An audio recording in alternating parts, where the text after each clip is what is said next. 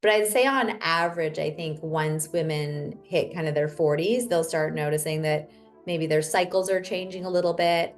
Either their flow is longer, heavier. They might start noticing that they have like skip periods, or they have like a couple periods in a month.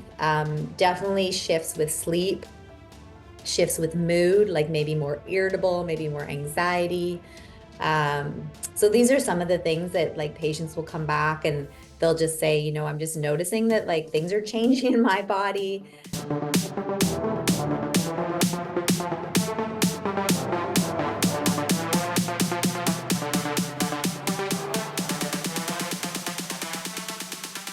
Welcome back, everybody, to the Healthy Habit Podcast. I'm your host, Dr. Dayon of Healthy Habit Medical Center, located nice and conveniently right inside Healthy Habit Health Foods here in Central Phoenix, 6029 North 7th Street, right on the corner of Bethany Home Road and 7th Street. And look who is back, folks, for episode number 122.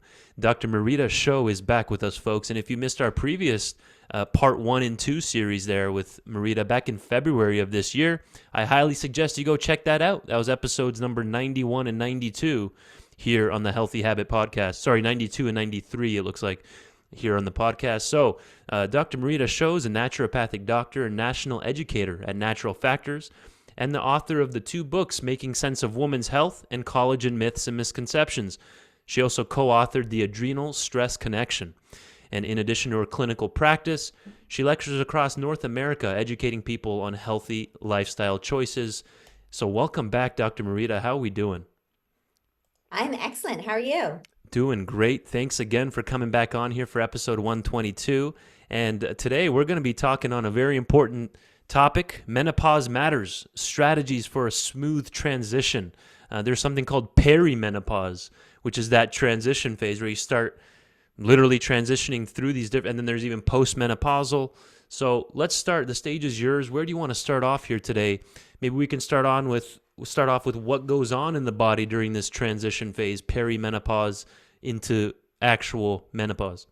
I would say this is like a big part of my practice. So I see women on a continual basis that are going through these hormonal shifts and these hormonal changes, but it can happen really at there's not like really a solid age. Right. I would say that it happens. I mean, I've had some women as early as like their late 30s, early 40s, where they'll start noticing changes, or sometimes it can happen late 40s to early 50s. But I'd say on average, I think once women hit kind of their 40s, they'll start noticing that maybe their cycles are changing a little bit. Either their flow is longer, heavier. They might start noticing that they have like skip periods, or they have like a couple periods in a month. Definitely shifts with sleep, shifts with mood, like maybe more irritable, maybe more anxiety. So these are some of the things that like patients will come back and they'll just say, I'm just noticing that like things are changing in my body.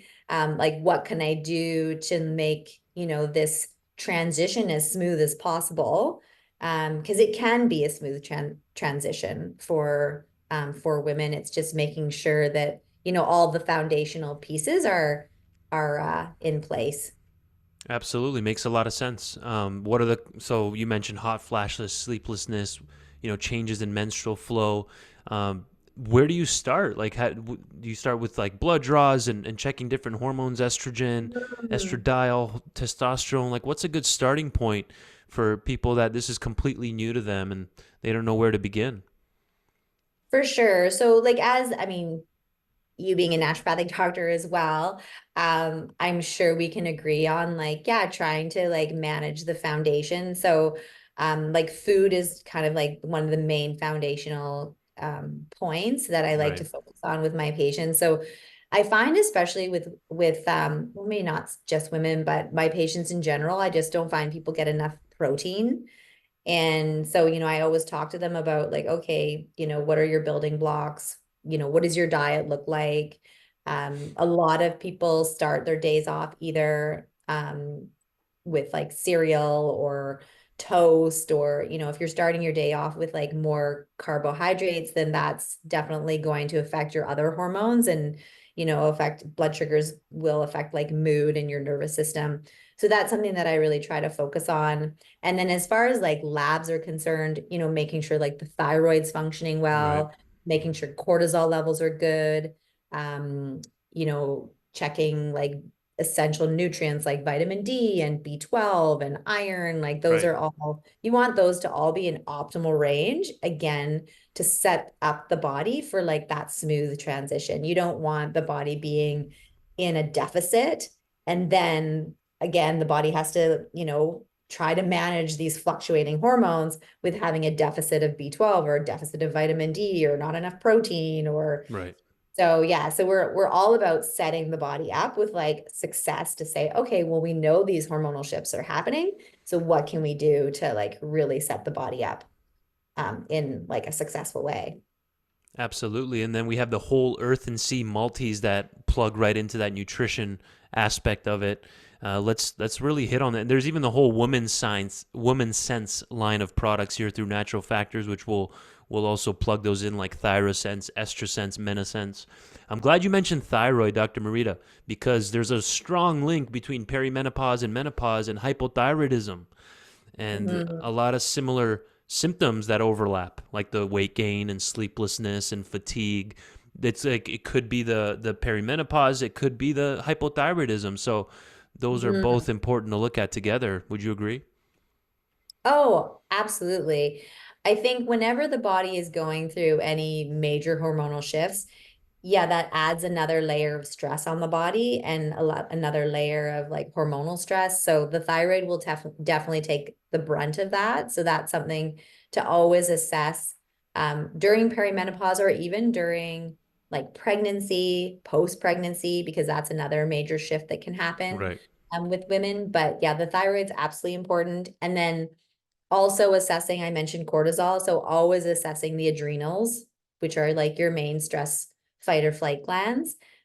Because again, if we're starting off perimenopause and menopause with the adrenals compromised or depleted, then that's again not going to set us up very well for all the hormonal shifts that are coming up. So how important would you say it is to get a good quality multivitamin on board that you have with your breakfast, lunch, dinner throughout the day? How important is Yeah. that? I find like I do really, really love the whole earth and sea multis, simply for the fact that they are coming from like whole foods, right? Yeah. And um, and I find like just with how stress plays a huge role with, just life, and everybody's busy. And sometimes we don't get like all the nutrients that we're supposed to get in a day. Or we're like, oh, okay, I probably didn't eat enough protein, or I probably didn't eat enough vegetables today. Then at least you're getting those essential vitamins and minerals and nutrients in a good multivitamin. Yeah, absolutely. Whole earth and sea formulas. We covered this on previous episodes with Natural Factors. It comes straight from their farm there in BC, right? You're getting Yeah, good organically beautiful grown. farms. Yeah. So, and then what would be a good starting point? Like, because there's a 50 plus formula, correct, for the whole earth and sea for multis, both men and women? I mean, I would probably say like if you are when they put the ages on there, I would say like if you're starting to go through perimenopause and say you're in your 40s, I think there would be no harm in going for like the 50 plus one, because you're just going to have like essentially like more of the B vitamins and more calcium and Okay, more supportive nutrients. Yeah. perfect. So I think that would be definitely a good starting point. Kind of like the basic nutrients I kind of focus on are like vitamin D is absolutely essential. I do vitamin D tests all the time, and I feel like everybody is deficient. Even people that take vitamin D are still deficient. Yeah. And a lot of times, it's probably different from for where you are, but like I'm up in Victoria, British Columbia, so I'm close to Seattle. So we don't get like don't get a lot of sunshine. Yeah. I mean, it's beautiful up here, but our winters are very like gray and rainy. And so I find, like 1,000 or 2,000 of vitamin D, it just does not cut it up here. So yeah, so I'm dosing usually quite about anywhere from 3 to 5,000 for my patients because they are deficient. And then, another really good building block are like omegas. Like omegas are super, super important again for brain function. It's also like, a healthy fat. So that's like your foundation for your hormones as well. Yeah. So those are some kind of like key nutrients along with the multivitamin that I think are important again for setting the body up for like a good smooth transition. And a lot of times multis don't have enough vitamin D in there, correct? They might give you like 2 or 3,000, so you'll add that in addition on top of the Yeah, multi. most multis, I off the top of my head, I think the Whole Earth and Sea maybe gives you 1,000. Okay. Right. But then you would definitely want to take more on top of that Yeah. one. Another similar one is magnesium. Those won't be in high enough quantity in multis, correct? Yeah, and you're right about magnesium. I mean, I think it's a very underappreciated mineral, Yeah. and can do wonders for like sleep and can work really fast. Like I literally was just chatting with a patient before I jumped on here Yeah. about how magnesium literally, she's like, oh my goodness, it's like changed my life with regards to Wow. sleep. And she's been only on it for like a couple of weeks. But yeah, so it can make a huge impact and in the way that like you're in a more restorative sleep because it calms your whole nervous system down. But also if say you have people that are getting up, like I have patients that get up, they have to go use the washroom and then their sleep's just done for the rest of the evening, right? They can't get back into that restful sleep.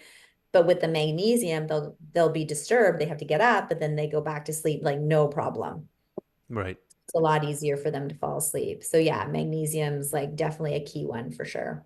It's kind of funny. I just caught that you said washroom. That's very Canadian of you. We're both from Oh, Canada, by the way. So people here don't say washroom. they're That's like, how you what know is you're talking to a a Canadian.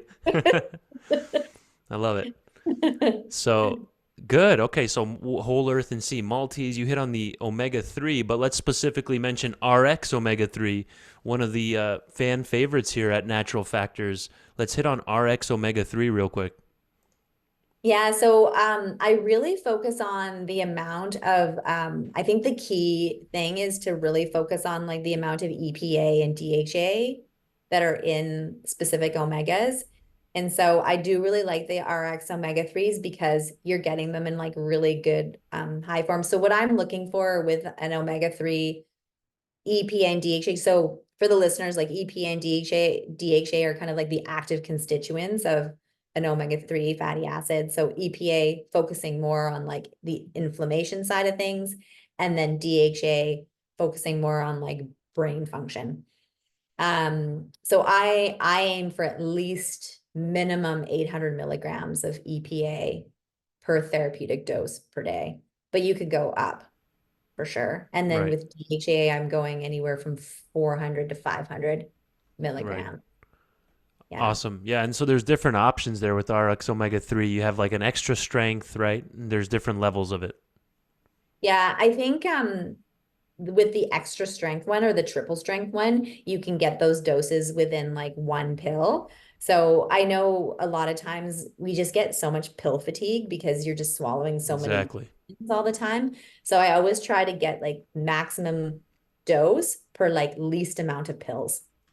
So Got it. So that's when you might want to consider that ultra strength 2150, 2 point almost, yeah, 2.15 grams or so of yeah. the EPA, DHA, and there's DPA in there.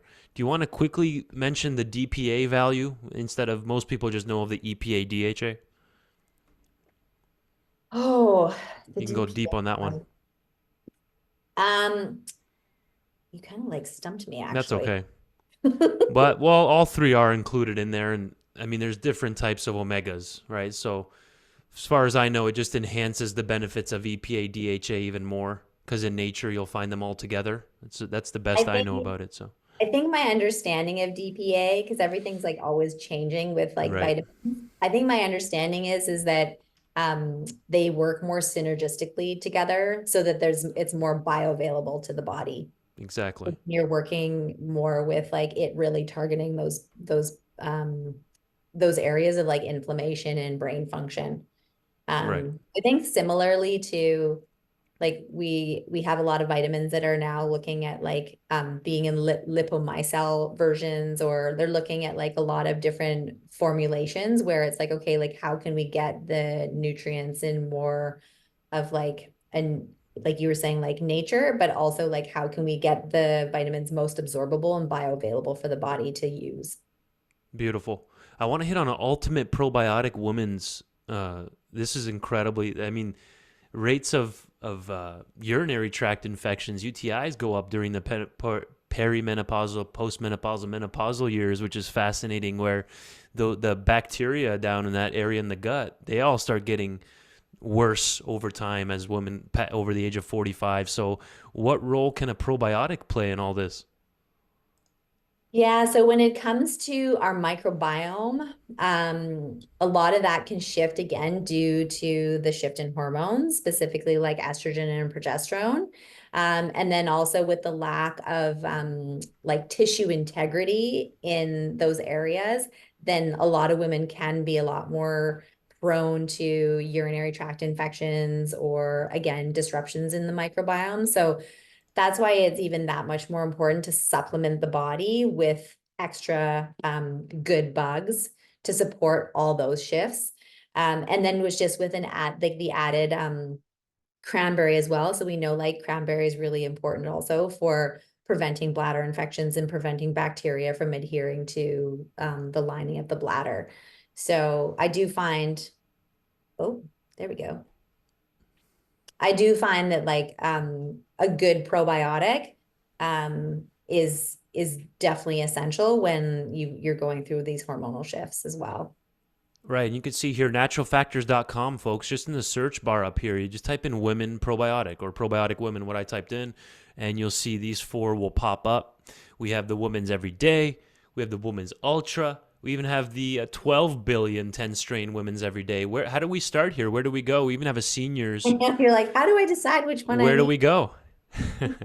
So I typically, if there aren't any concerns vaginally or with digestion, I Yeah. think the everyday is great. Okay. I think for somebody who say might be more prone to UTIs, Right. urinary tract infections, or say might be on like oral birth control, because oral birth control can affect the microbiome as well. Right. I would probably go for something more like the 25 billion, like the higher dose. Yeah. And then the 55 billion, I would definitely choose that one if like there had been chronic urinary tract infections with um, like antibiotic use. Yeah. You would definitely want to dose it higher to really give the body like a good dose That's of where it makes sense antibiotic. to establish with a naturopathic physician like Dr. Marita or myself, where we actually take all those factors into consideration, right? So it really just depends on where the individual is at. So, I mean, most people don't even know this, Dr. Marita, that this will help vaginal flora. We have bacteria not just in the gut, we have them in the eyes, in the mouth, throat, esophagus, gut, but even in the reproductive organs in that whole area of the body. You can see right here on the bottle, it tells us here restores healthy vaginal flora. And women out there that keep getting these UTIs, they're so confused, like, what is going on? Why do I keep getting these? And that's not their first thought, correct? That a probiotic might help with UTIs. Well, and that's the other thing is like sometimes probiotics can do like wonders. It's kind of like a magnesium, right? Like it can work quite fast Yeah, with restoring like the microbiome for people. And of course, when you're also dealing with UTIs, you like, I always like to focus on the food component, but you also want to make sure like you're staying hydrated and, you're getting like the kidneys flushed, the right. bladder flushed regularly. And then you're also making sure that you're also getting you're staying away from refined sugars and processed foods and so all like that basic, like all those basic foundational pieces again. Absolutely, folks, and people are listening to us as they're shopping in the store right now, Dr. Marita. So you can head Oh, over that's to, good. yeah, you can head over to look for the pink bottles here, Natural Factors. We have both a refrigerated section and a non-refrigerated section for probiotics. Do these ones need to be refrigerated? I think these ones are. Yeah, I believe they do need to be refrigerated. Okay. But I Perfect. find with probiotics, generally speaking, with probiotics, like they're okay Right. outside, like as long as you don't have them like in direct heat or sunlight for long periods of time, they generally have like an oak, like a decent shelf life. Right. Right. Got it. And this particular one here, the 12 billion 10 strain formula for the woman's everyday, has cranberry extract added in there. Why would that be thrown in there? What are your thoughts on adding cranberry with a probiotic? Oh, well, that one's specific for so cranberry basically allows like the bladder to stay protected. So like bacteria don't adhere to the bladder wall. So it just Got it. um keeps the bacteria out of there and just keeps the bladder and the urinary tract healthy. That's So very, yes, yeah.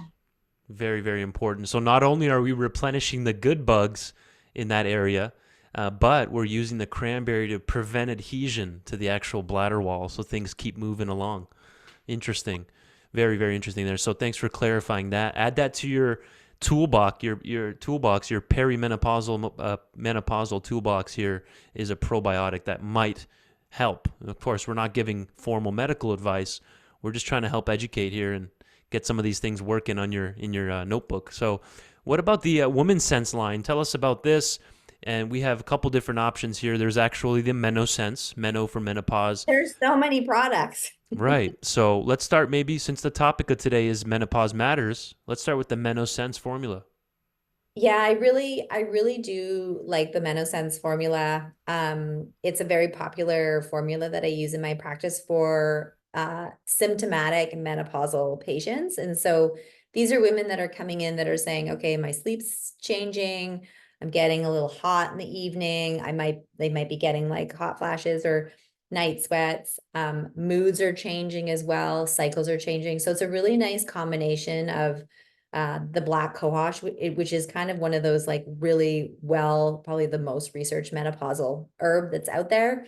And then there's a little bit of the chase tree, that vitex, which really helps with that transitioning of the hormones, and then some bioflavonoids and a little bit of donquai as well. So it's a really nice, gentle formula. I typically dose it to start 2 in the evening, like after dinner, but you can dose it up to 4 a day. So do like 2 in the morning and then 2 in the evening. Perfect. Another screen share here for all the online viewers, YouTube viewers, sorry. We have the WS. Look for that WS at the top of the bottle there, the WomenSense. Here's the MenoSense formula. And as Dr. Marita hinted at earlier, she's right in between seeing patients right now. So she's in clinical practice there in Canada, actually using this clinically for various reasons. So this is literally being used daily in clinical settings. So the MenoSense, as you hinted at, we have a bunch of different herbs in here with some other extracts and seeds and different formulas like the bioflavonoid extract. And tell us about Don Quai real quick. Classic Angelica sinensis, classic women's herb. What are your thoughts on Don Quai? Why would that be added in? What's it going to be helping with specifically? I find that can work really, really well, synergistically with the chase tree and the black cohosh for mood, and then also just supporting like that decline in the estrogen as well, along with the black cohosh. Okay. So in some cases, um, I I would hope that like a women's natural like decline in hormones is happening like gradually, but for Right. some women, if they notice more like extreme fluctuations of declines in like especially estrogen and progesterone, then that's where it like helps to just level that out. Perfect. Um, I think it also can support just like uterine health as well. So yeah, so a lot of like good quality supportive like women's health support there. Right. And for all the research nerds out there, you can just search every single one of these individual ingredients on YouTube, literally even a Cuban here at 0.6%. All of these are specifically based on the research, on the evidence that tells us that 0.6% of this particular nutrient will help X, Y, and Z with women's health. So that's what I love about Natural Factors. They're Ishura certified and they follow the data closely. And that's how they formulate their products. So again, MenoSense through the WomenSense line will potentially help with hormonal support, promoting regular cycles during perimenopause, where the cycle exactly diminished. So, but it's on that downslide where it's getting weaker and weaker, or less, longer. Different issues can happen there during perimenopause, but sleep's a huge one. What would you say would be like the top symptoms, Dr. Marita, of people transitioning into that perimenopause, menopause? Like if you had to come up with a top 3 list that women are dealing with, what would those Well, I be? would say for sure sleep, like you just said, Okay. sleep. I would say changes in metabolism, so like weight gain. Right. And the other one would be, I think, fatigue and mood. Okay. Right. And those hot flashes, maybe?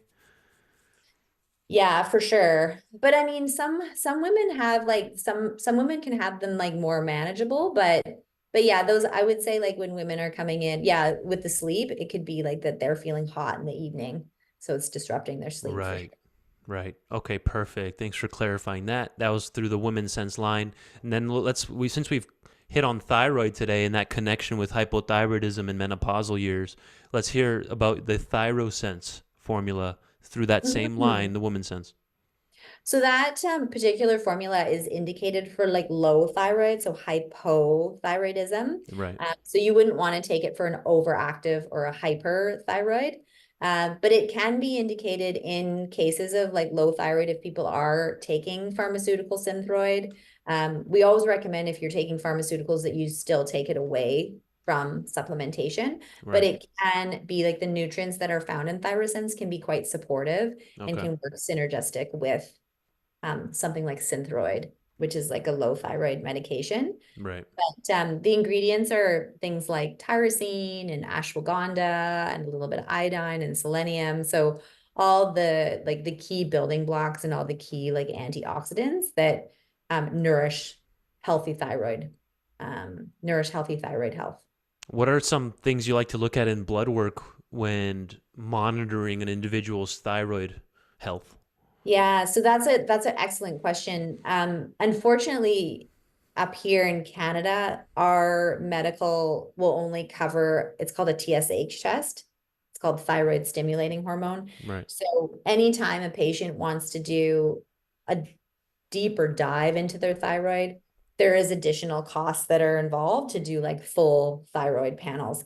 But I always try to encourage patients to kind of dig deeper and so that I get a big clear picture of how the thyroid's functioning with doing like a TSH, a T3, T4 thyroid antibodies Right. minimum. Yeah. At least, especially in the beginning, to rule out if there's any autoimmune thyroid going on.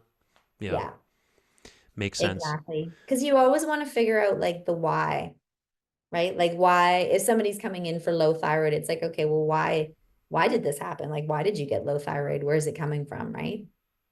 It's pretty amazing that they only cover that TSH, right? Yep. You can't really do much Some with of that. my challenges, I mean, I love living up here, but some of Be- the challenges from the medical system. right, because most people it might look normal in that range, that TSH, but they're having so many of the classic, we'll call that subclinical hypothyroidism, correct? Where the other values will be off or on the lower end, but they're not even getting those checked by most endocrinologists. So good. Yeah, thanks for showing that. I always like when I have my practitioners on, I like hearing how their mind operates with the blood parameters and what they're actually doing on a day-to-day basis. So obviously you're dealing with a lot of women's health and perimenopausal, correct? That's most of your patient base? Or are you Um, seeing kids I as would well and men?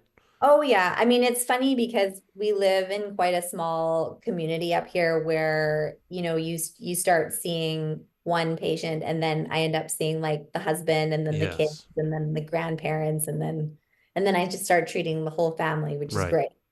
Right. But yeah, I have a special interest in women's health, but I have a lot of male patients and I think because I work a lot with just like stress management and also just fatigue in general. I do a lot of like IV therapy up here. So that's we have like another separate IV room where we have patients come in for like full IV therapy with like vitamin C and minerals and aminos and Yeah. glutathione and all of that too. Well, that takes us to the end of our session, Dr. Marita. Thank you so much for coming on right in between your busy day, in between seeing Um, patients. Thanks And for I having me. I hope to talk to you again soon at our next Natural Factors check-in. Thank you so much. Awesome. Have a great day.